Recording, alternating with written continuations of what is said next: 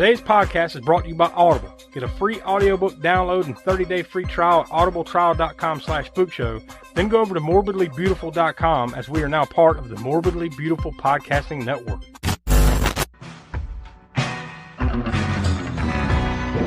alive!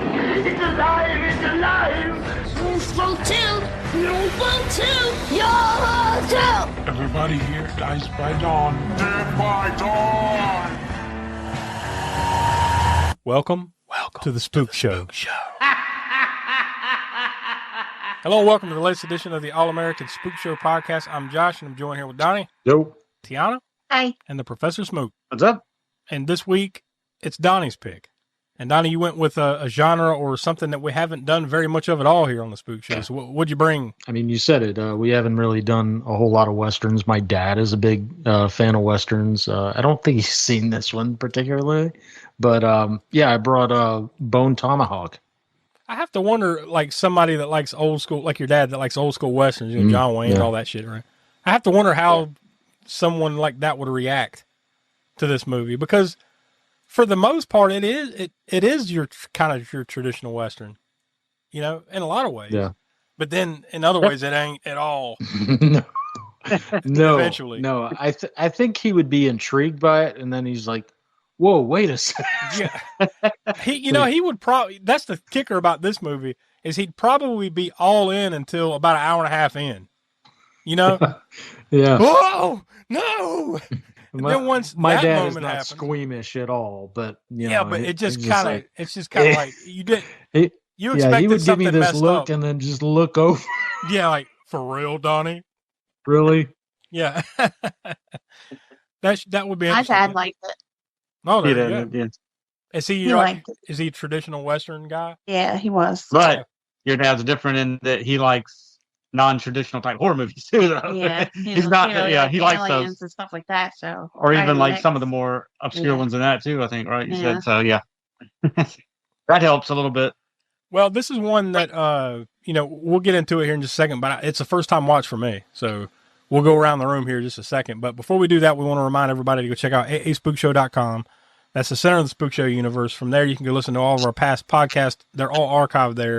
You can also get to our YouTube channel from there, where every month, just about every week, we have new video series, such as Grindhouse Gutter, Video Vortex, and Hammer Horror in Order. So those are lots of fun. You get movie clips and all that jazz. We have fun with those more shorter form type fare over there. So you want to go check that out. We also encourage you to become a patron of the Spook Show by going to patreon.com/aaspookshow. You throw us a couple bucks to help. It helps the wheels of commerce, so to speak, here for the Spook Show. Keeps us going, keeps the lights on, and you get bonus content. So win-win for everybody, right? Like we always say. And you can also help out the Spook Show by going to our TeePublic page, where you can get shirts and mugs and whatever the hell else they'll slap the logo on over there. We've got the different iterations of the Spook Show logo on merchandise and stuff like that, but we also have other designs over there, and you can check that out by going to our TeePublic page, and all that can be accessed by going to aaspookshow.com. So without any further build-up, we'll go ahead and toss the trailer for Bone Tomahawk.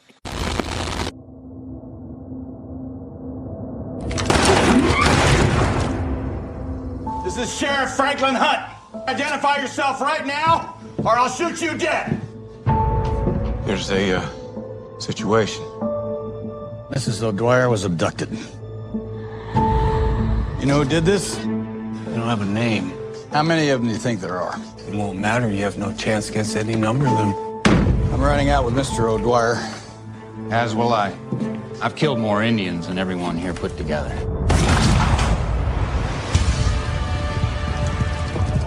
Ambush! You seeing all this? We didn't know what it was like.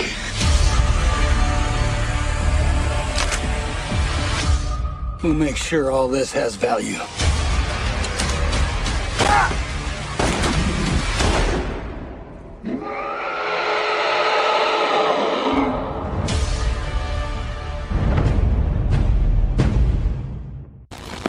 All right, there you go. That's the trailer for that. So, like I said, at the beginning there, this is the first time I'd ever watched this. Donnie, I assume you're the one that brought it to the table. You've watched it before, right? Yeah, I have. Yeah, I've seen it once before. Just once. It's so long. not to jump too far ahead there. It's so long that like I don't know if this is one you would want to watch over and over again because it's so damn long. I mean, it's 2 hours and 12 minutes. Yeah, I mean, yeah, it is, but I typically struggle with longer, like just longer movies like this. I didn't really have an issue with this one. And I'm not necessarily saying that it's an issue. I just mean that like it's one that maybe like once you've seen it and see how it plays out, it's probably not one you would want to revisit over and over again because it is so long. But that being said, it definitely doesn't drag too much. It doesn't feel like, maybe in certain spots, but for the most part, it doesn't feel like it's that damn long, right? Smoke, what about you and Tiana? Have y'all watched this one before? Yeah, we've seen it twice. This is the second time. Yeah. And like you said, though, I never really thought about it being that long, and it doesn't feel too long. Like I said, the pacing is decent, is really good, and it keeps going. Keeps you engaged. Yeah, because it's definitely not action packed. I mean, there's plenty of action at points, but it's not. I wouldn't say this is action packed, right? That's true. But maybe for one thing, it's the actors. I mean, you got Kurt Russell in here, and he's always good. I mean, and I can't remember the guy's name that played in the other guy, the guy that Patrick. Yeah, Jason Patrick's in the Oh no, Patrick Wilson. Yeah, Patrick Wilson. Patrick Wilson. Yeah. I was just thinking of like Jason Patrick from the Lost, but then I was just trying to picture which one was he in my. He's the guy on the left. Yeah. Yeah. No. Yeah. So I think from the actors do a really from good the job, Conjuring, so that keeps you engaged. From the Conjuring universe. I think the dialogue's good. Yeah, Patrick Wilson from the Conjuring universe, and then you've got Matthew Fox, who was in like tons of stuff, but The Lost TV show that was on ABC forever back in like 10, 15 years ago, and Richard Jenkins as Chicory, the kind of backup deputy, whatever his title was. He's a great actor. So yeah, cast. It's a great cast, right? Even like the small little bit you get from David Arquette at the beginning of the movie, and then the very, very tiny little bit you get from Sid Haig at the very beginning. Yeah. Right? I was only sad that we didn't get more Sid Haig in this movie. Yeah. Unfortunately. Rest in peace, Mr. Sid Haig. Well, he was perfect. And I mean, like whatever he does it well. But you can definitely see him as his character in this movie, as in the Old West, the style that he was playing and acting like like he was from the hill, like in the hills, and came out west or whatever. He had that moonshiner kind of whatever. Him and everybody in this really like they did well. Now we should say it's written and directed by S. Craig Zahler, right? I think that's how you say his last name, Zahler, Zahler. But back to the point, I think that one little thing there is one thing that they nail in this movie is the dialogue. Like, I kind of feel like this is kind of the way people would have talked in those days. Like that. It's kind of it's an odd way of talking. It's like it's proper, but it's not proper English. It's weird, but I feel like maybe it's that like lack of education kind of thing, because it seems like they did kind of lean in that. Like, well, a lot of people in the old way. I mean, I think the Samantha, her character even says it toward the end. It's like that's the problem with being here out in the prairie or wherever the fuck here in the West, is that everybody's stupid. I think it's like that education level thing, right? Like where they kind of speak weird, like they're trying to be proper in the way they're talking, but they still ain't. They're not saying it quite right. I don't know how to describe it. Yeah, it helps it feel a little authentic to me. It helps a lot too when you got Kurt Russell. Yeah, true, true. Because I mean, he's going to take on whatever role and and make it his and go with it. So yeah, he's very believable in the role in this movie as being a Western character. Not like, I don't know if it's probably not his first time, right? I'm trying to think if he's done some other Westerns, but what, he Kurt has, Russell? I'm blanking on which ones, but maybe somebody can comment down below on what other Westerns Kurt Russell has been in. I'll say, like, if you don't watch any other thing with that dude in it, Western wise, go watch Quentin Tarantino's The Hateful Eight. Oh.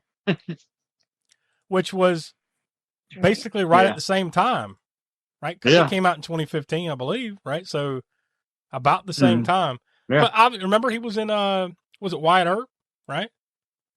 Oh, was he? Oh, okay. Yeah. I believe that was him. And then God, there was another one at the time, which I'm sure, like you said, somebody listening is like, "What the hell's wrong with y'all?" There was another one around the same.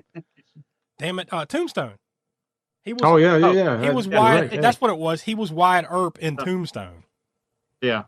Yeah, and I'm sure there's probably been others. I mean, because remember his dad was Kurt Russell. His dad was an actor who I believe was in a ton of westerns and stuff too. So and we talked about that when we were talking about westerns or whatever, that we haven't done that many. Smoke, we were talking kind of offline that like on Grindhouse Gutter, I think we're going to add a fifth. So much so that we're going to add a fifth genre to Grindhouse Gutter, because typically we watch kung fu movies, action flicks, exploitation, and horror, right? So we've had such a lack of westerns, and there's a lot of good ones that we haven't got around to, that I think now we're going to add western as a fifth genre to kind of grab in those Django type movies, right? Those Italian spaghetti westerns, stuff like that. Yeah, specifically those. There's even some non-Italian grindhouse westerns, but certainly there's a ton of spaghetti westerns that we could get in there. Donnie, what were the other? You mentioned western. We haven't done a lot. What were the other ones that we've done here? Because I think it was a very short list, right? Yeah, it's Django and Jesse James meets Frankenstein. Oh, damn it. Django. I was trying to stay away from that. Django. And we're not even talking about Django Unchained. Once again, Tarantino, right? Oh, yeah. We're not even talking about that. Yeah. We're talking about the original Django from 1960, 63 maybe? something like that. But they used that same song, remember, in Django Unchained. Yeah, it was 66. Okay. That's what. Dude, that was an awesome movie. But what'd you say the other Western that we did was? What was that one? Jesse James meets Frankenstein's daughter. Yeah. That one. Yep. Yeah. Yep. And in the spook show way. We watched the crappy ones before we get to the good ones, right? Who did we do that on? Was that Cold Corner or was it on? No, that was just the regular podcast Django before we was. Oh, that's right, because of the horror angle with Yeah, because of Frankenstein's daughter. That's right. That's the pure and the companion piece. Billy the Kid meets Dracula or something. Remember, we learned in that episode. If you care to go back and listen to it. Jesse James meets Frankenstein's daughter was also 1966. Yeah, because remember, if you go all the way back to that episode, they filmed them at the exact same time over the course of 2 weeks on the same set. That's why. Django in this? No. No, I'm talking about Jesse James, Frankenstein's daughter, and Billy the Kid versus Dracula on the same set at the same time over the course of 2 weeks. Yeah, surprise, and they surprise, were like double billed the same. They came out as a double bill at the same time together because of that. Yeah, I remember that I nominated Billy Kid versus Dracula for something.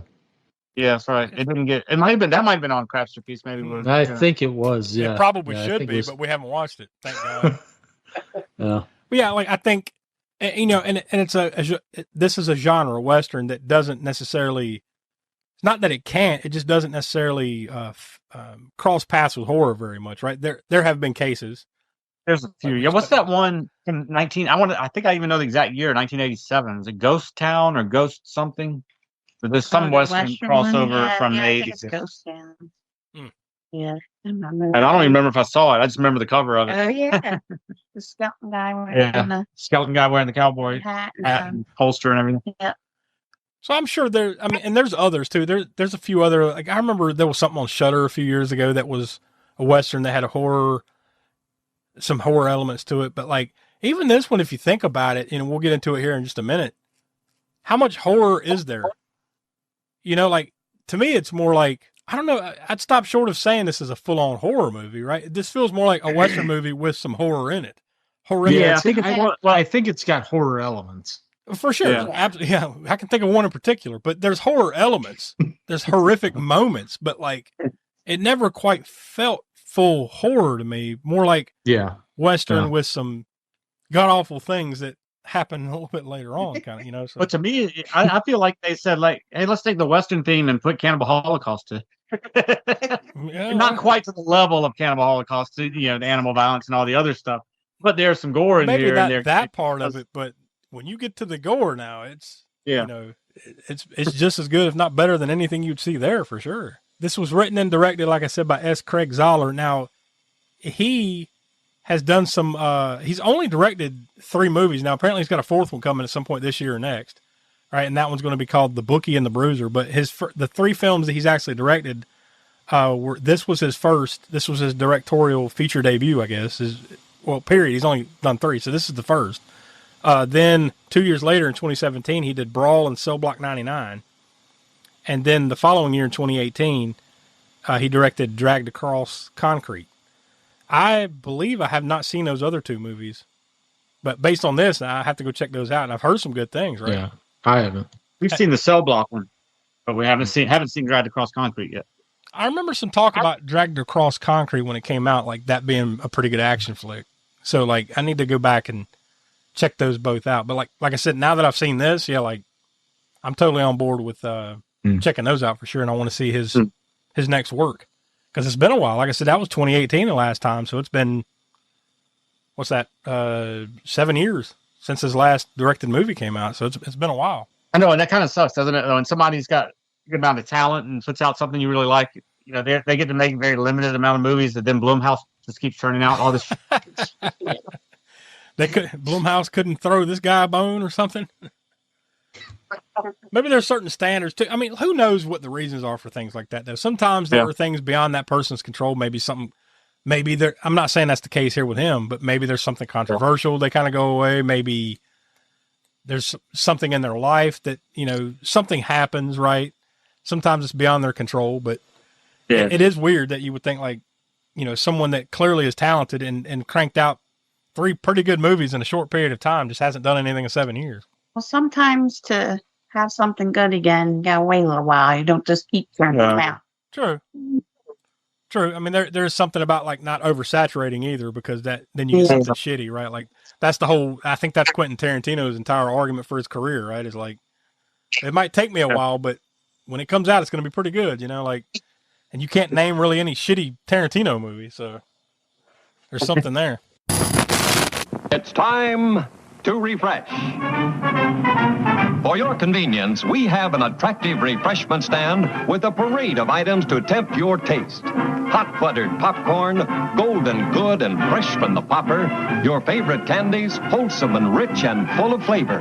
Ice cream and other good things to eat. Plus, ice cold Coca-Cola. So bright, so bracing, with a taste and tingle all its own. For you, the listeners of the All-American Spook Show podcast, Audible is offering a free audiobook download with a free 30-day trial to check out their service. So I hopped on over to audible.com, and this time I typed in horror western to see what popped up. And we've got, this one's got 250 results. Although it's not necessarily, what I'm seeing here is not always like directly tied to say like Old West western type stuff, but there's some stuff. We've got The West End Horror, a posthumous memoir of John H. Watson, M.D. by Nicholas Meyer. I'm assuming that has something to do with Sherlock Holmes, I think, is what they're going for there. This one's just over 5 hours long. Then we've got, I guess, like an anthology-type book, Weird Tales of Horror by David J. West. That one's just under 10 hours long. And let me go down a little bit to see if there's something more like Old West thing. Here we go. A Thing Immortal, A Tale of Western Horror by Barry K. Gregory. That one's, Donnie, that's for you. It's 13 and a half hours long. Yeah, I'll pass. So if any of that floats your boat, you can hop on over to audibletrial.com/spookshow. Again, that's audibletrial.com/spookshow for your free audiobook. So Donnie, I know you'll be wanting to cash in that credit as soon as possible. Chomping at the bit. Mm-hmm. Let's see. Go on over to IMDb and click on plot summary. See what we got. Well, we got a few here, but nothing like crazy long. We've got the brief one. In the Old West, a small-town sheriff and his ragtag posse set out to rescue several townspeople from a brutal cave-dwelling, cannibalistic Indian tribe. And then we've got the longer one submitted by Anonymous there on IMDb. After an outlaw unknowingly leads a band of cannibalistic troglodytes into the peaceful western town of Bright Hope, the monsters kidnap several settlers, including the wife of a local rancher. Despite his injured leg, the rancher joins a small rescue party with the sheriff, his aging deputy, and a strong-willed gunslinger. What follows is a journey into hell on earth, as the posse comes to realize it is up against a foe whose savagery knows no bounds. The film takes place at the turn of the century, around the border of what is now Texas and New Mexico. So there you go. I think that's the good place to start as the setting. I mean, like, as far as like, I never did look into like where they filmed this or whatever, but it seems authentic, right? Like out somewhere in the prairies in the old West, New Mexico, that area, right? I forgot to look that up, but I think they nailed the aesthetic, right, Smoke? Definitely, yeah. The location and the sets, nothing looked out of place, like can easily happen when you're on somewhat low budget and doing a period piece. So they actually they filmed this at looks like it's I had it and then I lost it. Figures. No, it was in at Paramount Ranch in Agoura, California. Okay, yeah. So like probably that general area where they filmed a lot of that type of stuff, right? Right outside of Hollywood. And I think that was one of the bigger reasons why a lot of movies started being made in Hollywood. Period, was because westerns were a very popular type of film back in the day, and they had that landscape to where they could just go a few miles out of town and it looked like what you would imagine, because there's tons of those like old West sets that are still there today from movies. Gunsmoke was filmed there along with some Van Helsing, American Sniper, The Rifleman, stuff like that. Yeah, there you go. Dr. Quinn for Smoke there. Ninja 3, The Domination. Sure was made there in that same spot. Well, your interest. I think, probably was that Rock from Star Trek, right? With the lizard guy episode. That they used Bill and Ted's Bogus Journey. Yeah. But you're in for some shit right out the gate in this movie, where like David Arquette and Sid Haig's characters, like at the very beginning, as soon as you hit play and you're watching it, they're just sawing at a dude's throat. Not just cutting a dude's throat. He's just like, he's getting in there and sawing him like, son of a bitch, like that's where it kicks off. Yeah. I think it was a stroke of genius as well to have Sid Haig. Oh yeah. At the beginning of this, like it's for me at least, maybe I'm the target, I'm the mark, right? But it's instant hook. It's like, oh shit, here we go, Sid Haig. Ha ha ha, and unfortunately he's only in it for like 3 minutes, but yeah, I'm sure unfortunately that probably, obviously that's the character, like, come in, kind of be what you are. You be Sid Haig for a few minutes and then we're going to kill you, unfortunately, but maybe some of that might have had to do with a lot of the health issues and stuff he had at the time, right? Was probably fairly limiting, I would imagine. Mm-hmm. When was it that he passed away? That was around 2020 or so, right? Something, give or take, without looking it up. It's been a while now. It had to have been at least 4 or 5 years ago at this point. Mm-hmm. So when it was episode 18, when you guys did the Devil's Rejects, that was the Sid Haig tribute. Mm-hmm. So that would have been, it might have been 2019, probably 2020, somewhere around there. No, probably around 2019. No. Well, we started in 2018, so probably around 2019. Now that you said that, it's probably around that summer or so. Yeah, let me check real quick. Yeah, 2019. Yeah, so there you go. Yeah. So, unfortunately, his health probably didn't allow him to be full on in this movie. Although that would have been awesome, right? For more, I'd just give anything for more Sid Haig. That's all. But you get a few minutes of it, and you're in for some shit right away. And then a little bit later on, there's the farmhand.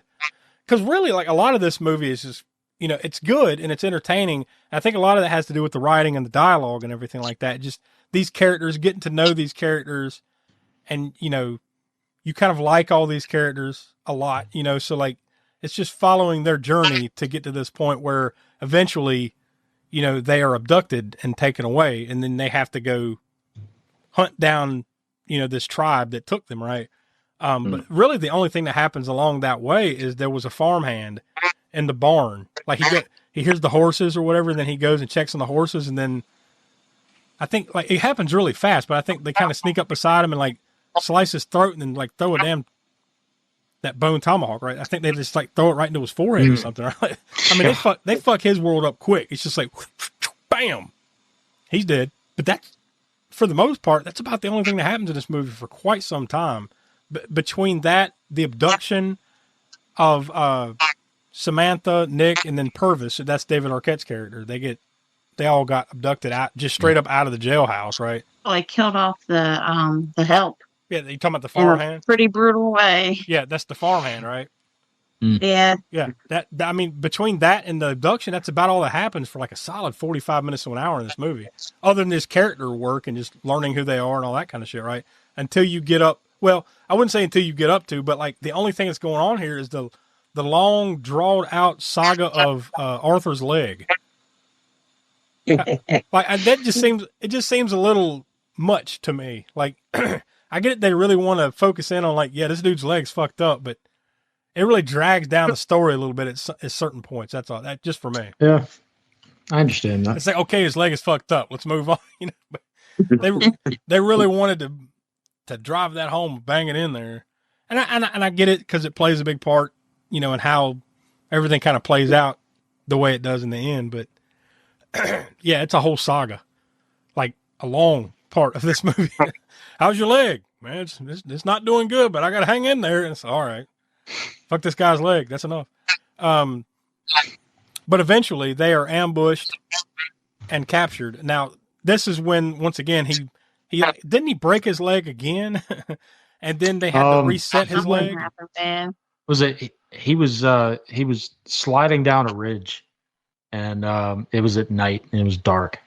And then, he either hit a rock or something and he just kind of tumbled over and, but he essentially fucked his leg up even more. Like, his leg was fucked up, and then he fucked it up more, right? So they essentially have to leave him behind. The three main other rescue party, right? Kurt Russell's character and then the other two guys. They have to leave him behind so they can go try to find her, right? Because that's what they're trying to do. They're trying to get to the place where she has been abducted in this tribe's lair or whatever, this encampment. And as soon as they get there, like, all right, we're here. Now here's the plan. And they just get ambushed and just, their world gets rocked like wham, bam, bam. I mean, like the arrows fly in and everything. Like they pretty much get one by one just taken down pretty quick. What hit the old dude in the head? Something like takes a chunk out of his damn head. A rock? Is it a rock? I think it was an arrow. Oh, it just grazed It's his like head. grazed his head, took his hat off. Yeah, it just takes out like a huge that. chunk of his, not like a chunk of his skull, but like his, Scalp right there. yeah, right there. It's just that part's gone. But he's still alive, and they all get knocked out and dragged and abducted, except for the one guy, the sharp dressed gunslinger guy that's been with him. I forget what his name was. Matthew Fox's character. He got shot in the hand. Was that what it? Or they maybe he got his hand chopped off. Yeah. Well, Well, that was later. Though. Wasn't that later? no, Or was that no. that scene? That was that scene. Oh, okay. Yeah, it was in that scene. I think he got shot with an arrow or a gun or something happens to his hand, and then first. they kind of like Yeah. And then like he's like, well, I'm just gonna stay here, hand me some dynamite or some shit, like whatever he said. Like he's gonna fuck them up when they come to him. And then another one of those dudes just comes across with that tomahawk and just whoop, right in his forehead. So like it ends him pretty quick. But Kurt Russell and the other guy, they're able to get away, and they get up there and immediately get fucking ambushed and get the shit beat out of them and knocked out and dragged out to the thing. What was the one thing that they did to Kurt Russell right there? They put something in his mouth and like hit it and knocked him out. What the fuck was that? Yeah, I don't know. It was like a bone thing, right? Like a jawbone. Yeah, I don't know. Because at first I thought like, fuck, they just like ruggedly killed him, like because they forced this thing into his mouth and they hit it, and like turns out it just knocks him out. But I was wondering, I was like, what the fuck was that? Some kind of medieval shit there. Like, what a way to knock somebody out. They get taken into the cave. Now this is the troglodytes, right? That's the way they describe them. That's the term they use, because I looked it up, by the way. Troglodyte is a cave dweller, so I guess that fits, right? It's this tribe of like, how did they describe it? Like kind of like inbred cannibal, like Native American tribe that just lives up in the caves. Like they are something else. They're like not an offshoot. Yeah. They're beyond like your normal Native Americans of the time. Like they're just these things that even they shun, right? They just live up there in the hills, and they get captured and taken up there. And that's where they find the girl that they've been looking for, Samantha. She's still captured. And the deputy, the original deputy, Nick, right? He's still there. Well, they're like, well, what happened to Purvis? Purvis was the David Arquette's character, the original drifter that kind of started all this shit. So, they ate him. So, like, you don't even see him again. They didn't ate his ass. Then they grab Nick, the deputy. This is the scene, right? They grab him out of the cell, and they, right in front of the sheriff, which is Kurt Russell's character, and the other backup deputy guy, they make them watch, basically. They scalp him. They just fucking scalp him, rip his hair off, and shove it in his mouth. His fucking scalp, just shove it in his mouth. Then I think they just kind of they tie his legs up and flip him upside down, right? Something like that, right? They just take his clothes off. Yeah, well, he stripped naked, and then they grab each leg. And that's what it is. They're holding him upside down. They didn't tie him. You're right. They're just holding him upside down by the legs, and then they take I guess that tomahawk or axe or whatever, something, and they just bash him right in the crotch, just hack, and then they proceed to pull him apart, like a damn wishbone. Yeah, like dissecting, right? Like just fucking or bisecting. Isn't that what they call it? Like you said, wishbone his ass. They just rip him apart, and then disembowel. I guess they get to eating, right? They eat his ass. Holy shit! Yeah, I'm giving away the highlight kill right now. No, hit the music. There it is. That's the highlight kill because there's some pretty good ones here in this last little stretch, but that's the one. Holy shit! Yeah. I wonder if what's his face, Damian Leone. Yeah. Had got watched some inspiration. Well, watched this. What was that? No, that was. Did that come first before this? That was or the after? first Terrifier. That was after this, right? That was after this one. Mm-hmm. Yeah. Yeah. I have to wonder if he had some inspiration from old Bone Tomahawk here. This is brutal. He just flipped the gender and made it a girl. Yeah. Yeah.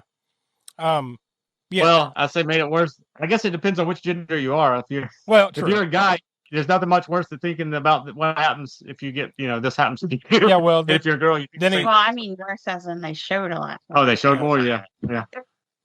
And then he leaned into it even harder by the time he get to Terrifier 3, right, with the shower scene over there. Yeah. Ooh. Anyway, one thing though we didn't mention before we get to as a plot device in here was their throat thing. That. Because he gets to the cave. Yeah, that's out there. No, well, they've done it before this, though, I think.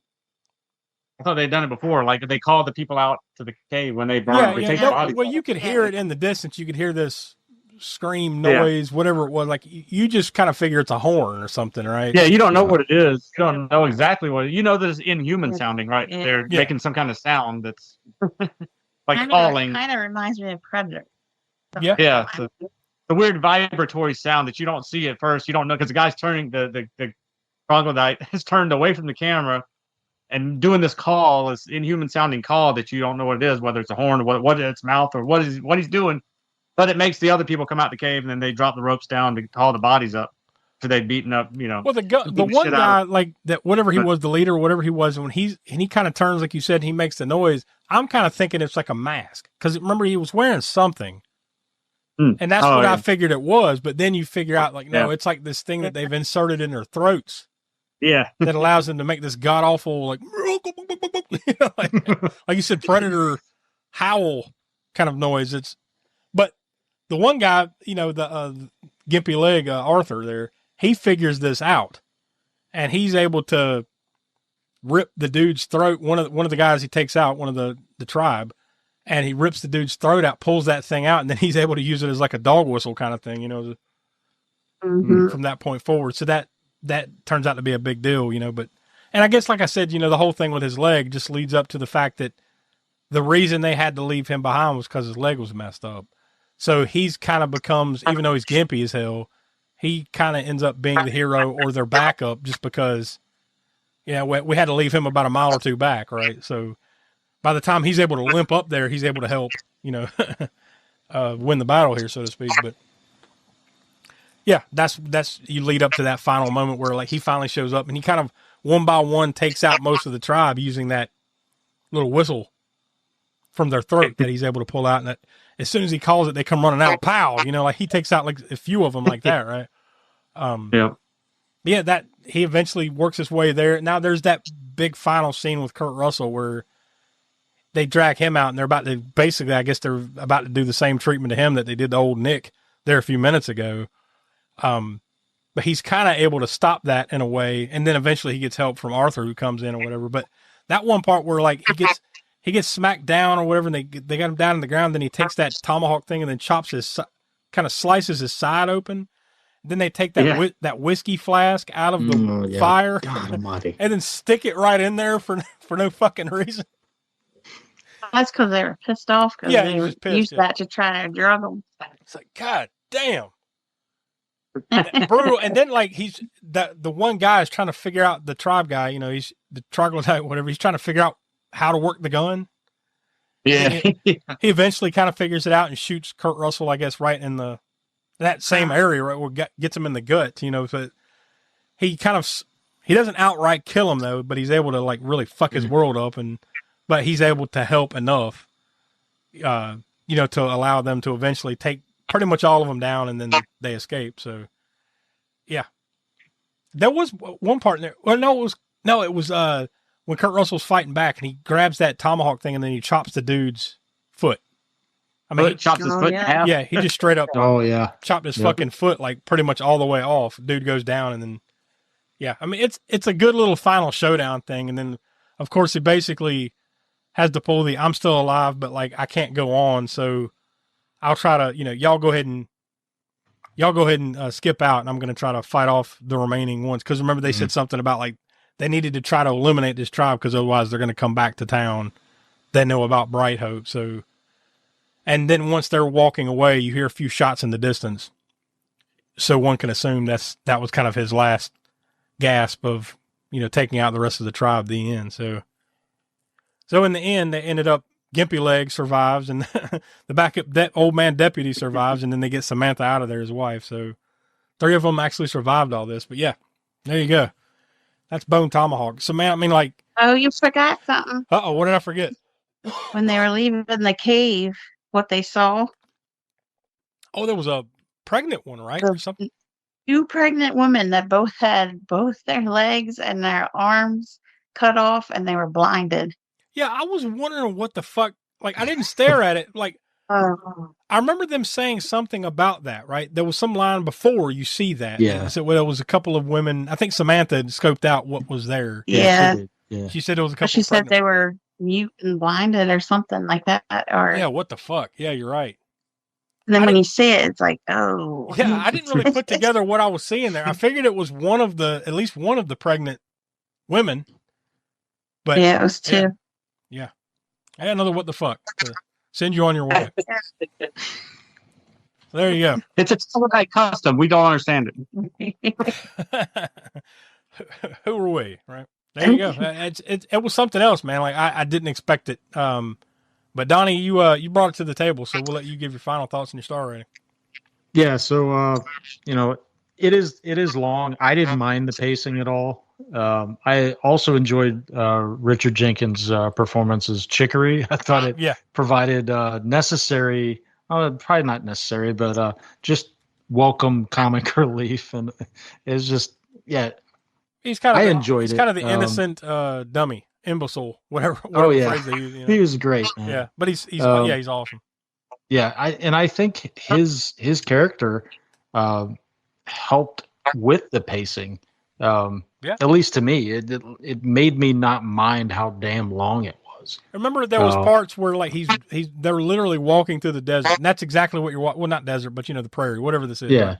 Desert-ish. And there's nothing going on, and it's just him talking about nothing, about nothing in particular, right? And they're like, they basically tell him shut the fuck up, and he's like, "What would you rather listen to? Grown men walking and breathing heavily?" You know? Yeah, as it's a good time still. Mm-hmm. You know, my scale is it's got to be at least 3 stars if I'd see it again. I would absolutely watch this again. Yeah, I'm gonna land on 3 1/4. Smoke, what do you say about it? I enjoyed it. I mean, I enjoyed it the first time, and it probably maybe even more so the second time around.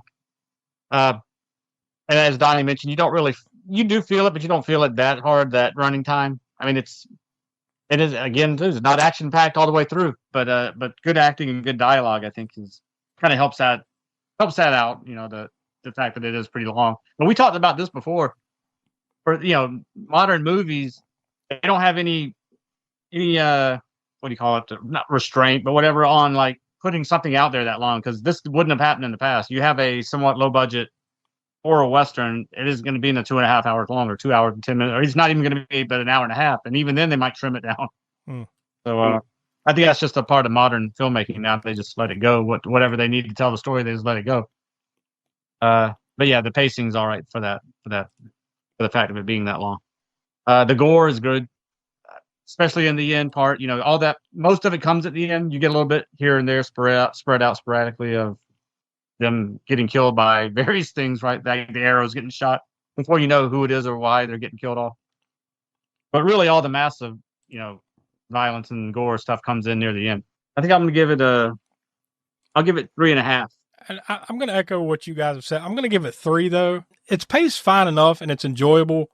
I do think there are some slow parts, and like I said, they belabored that leg thing a little bit too much for me. I was all right, shut the fuck up about the leg, but like, I get it story-wise. I get it. It's just, I don't know. It just seemed like they just talked about it too much. It was just too much of the part of the story for me. But that's not to completely shit on the movie. I enjoyed the movie.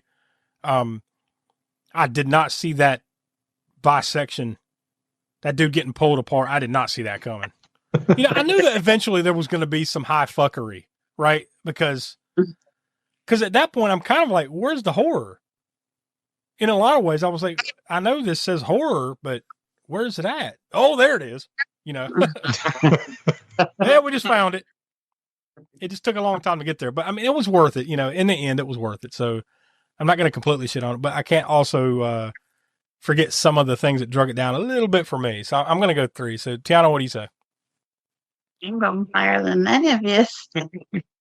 I'm going a 4 because it's so unique. I mean, we have some Westerns that are mixed with horror, but not like this. True. Not at all. I just love the uniqueness of it. And this being this guy's first movie, I was like, wow. Yeah, true. There's that. Mm-hmm. And you do think about it, like there are a lot of Western movies that have tons of violence. I mean, in a lot of ways, it's kind of part of what it is, right? There has to be a good one, unless it's one of those, kind of sappy John Wayne movies where it's bloodless. Like, people get shot, but there's no blood, that kind of thing. But and a really good one to me, there's going to be a little bit of that, right? Especially more modern Westerns, say since like, say, the late 80s, early 90s, when Westerns kind of made a little bit of a comeback, where like you were going to get shootouts and stuff, and there was going to be blood. There was going to be more gore and violence to it. Before it was just kind of like Jesse James meets Frankenstein's daughter to an extent where somebody gets shot and they just kind of hold their gut and fall over. That's 90% of Westerns, right? But well, once we do some of those, like we mentioned on the Grindhouse Gutter, you'll see some from the 60s and 70s that had not, nobody's getting bisected. But the gun violence and stuff is more bloody in some of those. But a lot of that was the Italian stuff, right? Yeah, the Italian stuff. The American stuff, like the Wild Bunch. The traditional American stuff wasn't quite like that. Yeah. But then you get that. But yeah, that's a good point. That for the guy's first movie, it's really well done. Hell of a cast. I'd like to know more about how he got that together. Like, how did it come together where, like, fairly low budget gets Kurt Russell and all these other names to be in this thing, like really good actors. And if you think about it, in a movie that I'm sure, like I said, I haven't seen it, but like in circles, like, has this been talked about a lot? Like, was it at the time? I don't remember it being like a thing where like everybody's talking about, man, you need to go see Bone Tomahawk. Like, right? Yeah, it was in the like on Instagram, the underground horror thing or whatever. Yeah, the horror community, but then it just I mean, it kind of went a buzz that went down, but until the movie came out, that Cell Block movie, and then there was another buzz about that, and then the Drag to Cause Concrete had buzz, but we didn't see that one yet. But yeah, I mean, not overly hyped in the more mainstream horror outlets, I guess. But. Well, for those, I would say to wrap it all up, I would say to those that like Western movies and like a little bit more violence, this is for you. You need to go check this out, right? Like that. If you like your traditional bang bang, Westerns from the 50s and 60s, maybe not, but maybe not. But if you like your violence and your gore with your Western, then you need to go check this one out. That's probably the easiest way to say it, right, Donnie? Oh yeah. definitely. So there you go. So total up with all of our 2 cents, that gives it 3.4 out of 5 stars. So we obviously recommend you to go check it out. So Donnie, what connections do you have for old Bone Tomahawk?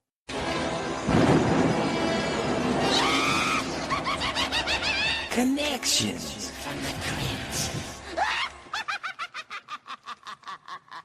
Oh, Bone Tomahawk. All right. So this is kind of interesting.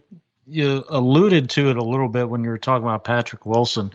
Everybody knows that he was in the Conjuring universe, but more specifically, the Conjuring 2, the Nun, Annabelle Comes Home. I'm sorry, they're having a fucking World War II dogfight outside of my fucking window here.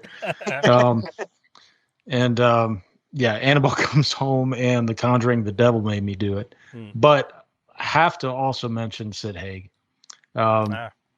Sid Haig was in House of a Thousand Corpses when we covered that. I mentioned Devil's Rejects earlier, along with 3 from Hell. So that's the cast side for.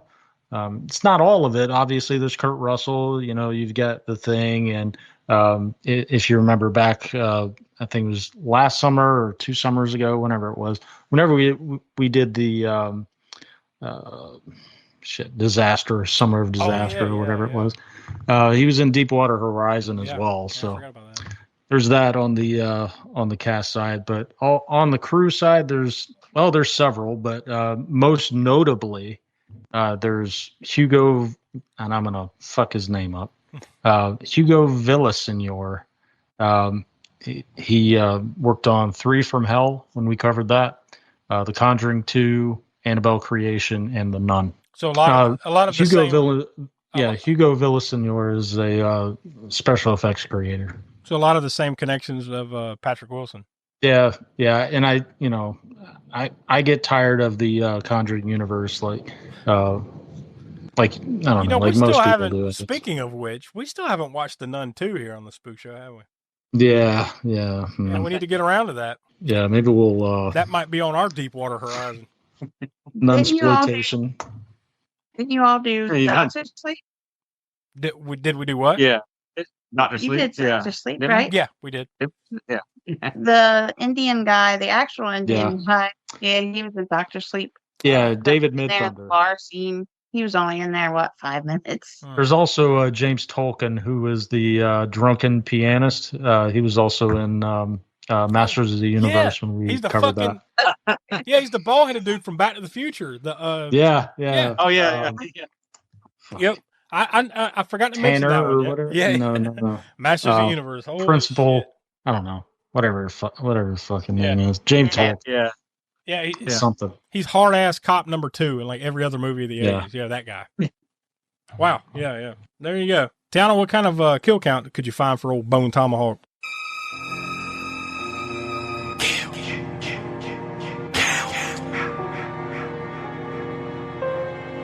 Oh, there's a lot. 20. Yeah, I'm surprised it's not higher, but that's I guess that's about right. Yeah, because they kill all the tribesmen, so. You can assume they pretty much laid out just whatever was left there. So how many ever there were, they're all gone. I guess that's about right. And then poor Sid Haig, unfortunately, was one of those. So yeah. Oh, that was Mr. Strickland. We talked about James Tolkien. That was Mr. Strickland. Mr. Strickland. Yeah. Oh yeah. What was that? Back to the Future. Okay. Back to the Future. James Tolkien. Yeah, no, I was, meant I Mr. thought you meant that was his name in Masters of the Universe, but I couldn't. Yeah, he was was a detective. Detective Lubbock or something like that. Well, unless you're living in a box, In a cardboard box. Yeah. God, the highlight kill. Let's talk about the kill reel. Highlight kill. It's a hard one. I don't know. What should I do? Oh yeah, we've already done it. Jesus. All right, so there you go, Smoke. We're gonna leave it right up for you. The gore score. Gore score. It all, not all, but most of it, like you said, happens near the conclusion of this movie, or the last however many minutes that is. the third act, right? Before that, there's just your average kind of Western violence. There's some gunshots, squibs, and well, there was Sid Haig slicing the guys, or not Sid Haig, but the other guy slicing his throat. The guy's throat at the beginning of the movie. The whole movie starts off that way, right? Which we didn't say this, but he didn't kill him. Well, you would figure that much sawing, you would have killed the guy. Yeah. But that guy that he was sawing on his throat just about shot the dude that was, slitting his throat until what Sid Haig smashed him in the head or something, right? Yeah. Just kind of Or whatever. lazy, just hit him with the rock. Yeah. Smashed him in the head with a rock. But yeah, so there's a little bit of that throughout. But yeah, once you get to the end, the third act, man, it just opens up. So I mean, it's kind of hard to I'm trying to figure it on between 8 and 9 because it's not prolonged through the whole movie. It said most of it is in that last part, but what you do get is a shit ton of it and really well done. So I guess I'll go with. I mean, you almost have to go with a 9 just for the sheer guts, no pun intended or pun intended, of doing that bisected body that way. Yeah, as you said, it probably could have very well been influenced on Damien Leone to do that kill in Terrifier. So it had to be at least on some level. Like he had to have seen that and be like, if this dude can get away with it, I can do that and make it even worse. Yeah. Now I'm gonna say that's not the first time I've seen that. Well, it's been done in an older movie, but it wasn't in that R-rated movie. It was in the uncut version of it, and it's a movie called Cut and Run by no less than the director of Cannibal Holocaust, Ruggero Deodato. And a body that was trimmed out of the R-rated version, but it's since been put on DVD. But I guess it was lost. The full scene must have been cut all together from the movie, maybe even in the Italian prints, because the only thing you can find of that is a VHS. They can find a VHS copy of it somehow, like they trimmed the footage out and it was transferred to tape or whatever. And they put that back in the DVD release. So it's very jarring. It goes from good quality 35 millimeter to this scene, and it's somebody getting bisected. Not nearly as well done, at the time. They couldn't do it quite as good. But it has been done before, just not to this level. So, but yeah, I think I'm going to go with a 9 on it just because of that, as well as all the other stuff happening at the end. Yeah, I mean, there's enough of it there, I think. Yeah. I mean, I think even if it was just that one scene, it would probably deserve a 9. But you do get more than that too. So yeah. Well earned 9. I think if it had been prolonged throughout the movie, then I would have given it when I went for the full 10. I think kind of the way Terrifier lays it on pretty much throughout, right? Yeah. Well, there you go. That's Bone Tomahawk. Donnie, that was a good pull. We had a lot of fun with that one. So we based on a rating there, we obviously highly recommend you go check that out. Next week, Cannon Fodder returns. We're going to see if this one's lives up to the last couple weeks here of the Spook Show, because we've had a pretty fun few weeks since Polar Predators ended, right? So let's see if this keeps it going or brings us all the way back down, crashing to the floor. We spun the old Cannon Films wheel, and we landed on one from 1987 that I have not seen, but it was directed by Albert Pune and written by Albert Pune, so oh boy. And that is Down Twisted. I think the major thing here that anyone might remember this for is that apparently it's Courtney Cox's first feature film debut. So maybe somebody might have watched it for that years later or something, but otherwise not much going for it. But we'll see. We'll find out next week. So Down Twisted, if you want to get ahead and go watch it and come back next week and listen to us chat about that. So that'll do it. Onward and upward after that. So for Will, who couldn't be with us, Donnie, the Professor Smoke, and Tiana, I'm Josh. We are the All-American Spook Show, and we will talk to you next week. Please replace the speaker on its rack when you're ready to leave. Failure to do so will damage both the speaker and your car. We'll be grateful, and so will the patrons who follow you.